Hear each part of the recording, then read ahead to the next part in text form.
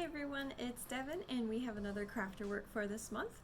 We are making these citrus coasters to help bring in the new summery weather, and no one ever likes to have drink rings on their table, so why not make them cute?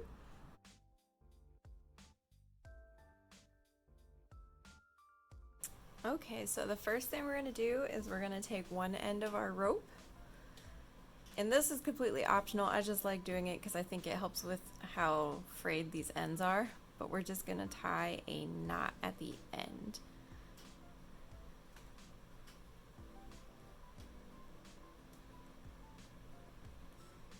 That way it kind of contains this a little more, and I think it's easier to coil itself around. Since mine is a little wild, I'm going to go ahead and trim this. That way that doesn't have so many strings poking out of it in random places on the coaster. And I'll just make it look a tiny bit cleaner. Okay, so once we have this knot, we are just gonna do exactly as I said. We're gonna coil it in on itself. So we're gonna start with a little bit of hot glue right by the knot. And how much you hot glue is completely up to you and how stable you want your coaster to be. We're just gonna roll it. And we're just going to keep placing hot glue as we go. You want to try to make sure you don't use too much glue for it to come out on top. I already did that. But try to reduce that as much as possible.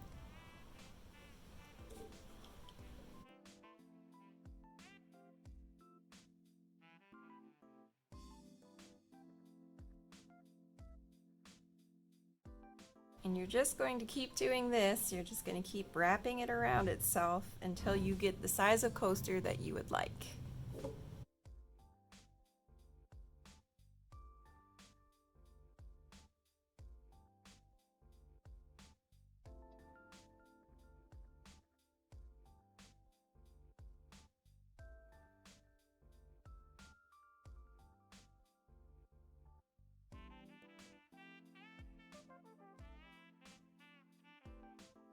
Okay, now that we're near the end, we're just gonna hot glue this tail piece right along the edge. So I'm gonna finish up this little section here.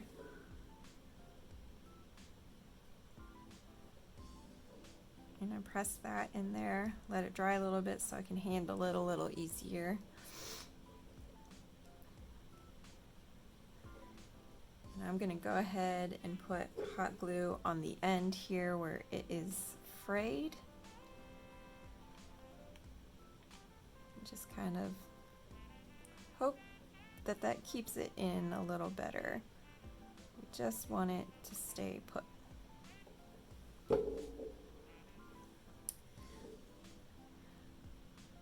So once this end piece dries, you can examine where you might need to fill in with a little more glue to keep it more stable. I always like to flip it upside down, and I like to make like a X on the back, and I feel like that kind of helps it stay in place a little more. But if you did a better job of gluing it than I did, then you might not need that. So this is completely dry now. I did a snowflake on this one, and I didn't do too great at the glue not seeping through, but that's okay. So now that this is all dry, we're gonna take our piece of cardstock and we're just gonna lay this on top here.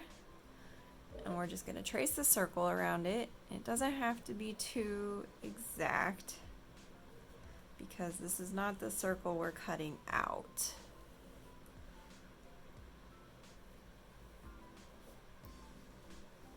Okay, hopefully your circle looks better than this. I'm just gonna straighten it out a little bit more.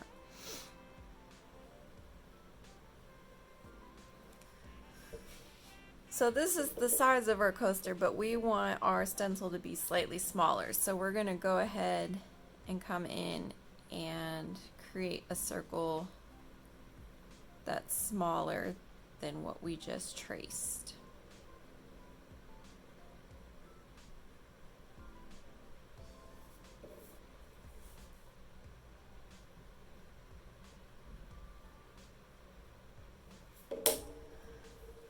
So then we're going to go ahead and cut this out. So now that we have the circle cut out, we can place it back on here and kind of see where we might need to fix it a little bit more. I know this isn't going to be perfect, so I'm actually pretty happy with this. So with this circle, we're then going to draw another slightly smaller circle on the inside of it. And this is going to be the pith around the segments of the citrus fruit.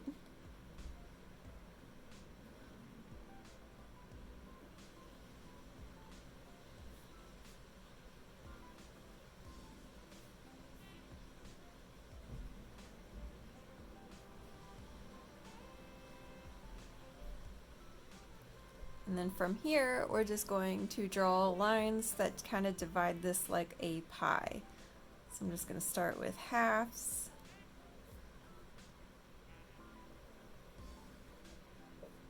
And then I'll do diagonal half through what I just marked.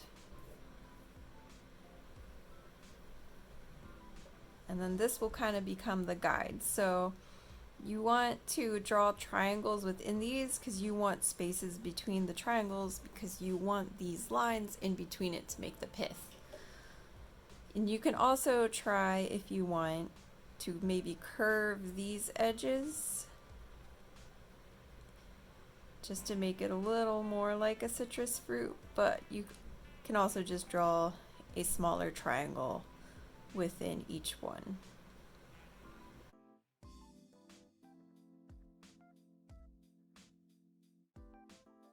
Okay, from here, we're just gonna start cutting out everything. So you want to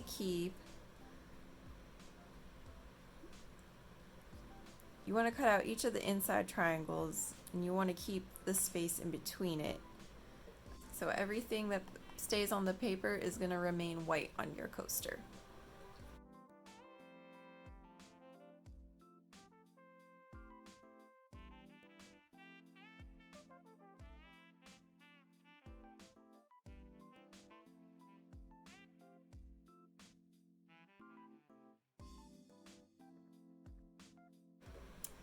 So once you have your stencil cut out, we're just going to center it onto our stencil.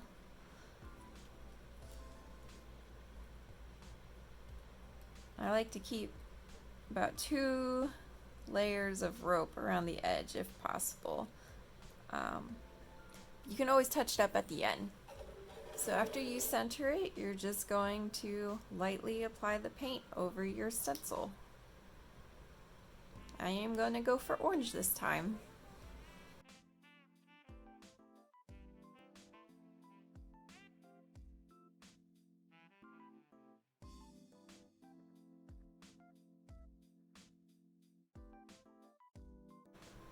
So once you're done painting, ideally you would like to have the paint dry before you remove the stencil. I'm going to go ahead and remove the stencil and see where I need to touch up, which is quite a few places.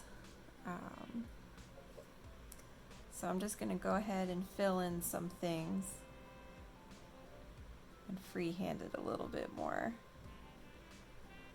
The different heights in the rope makes it a little difficult sometimes.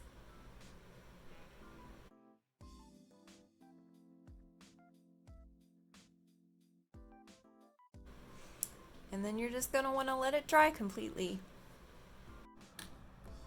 Well, my orange is still drying, but here's the lemon and lime, so I hope yours turned out just like this. I will see you next month, but I will be seeing you in person. This is maybe the last video I will be doing of this one because we are able to be back in person. So if I see you, I hope I see you in the library.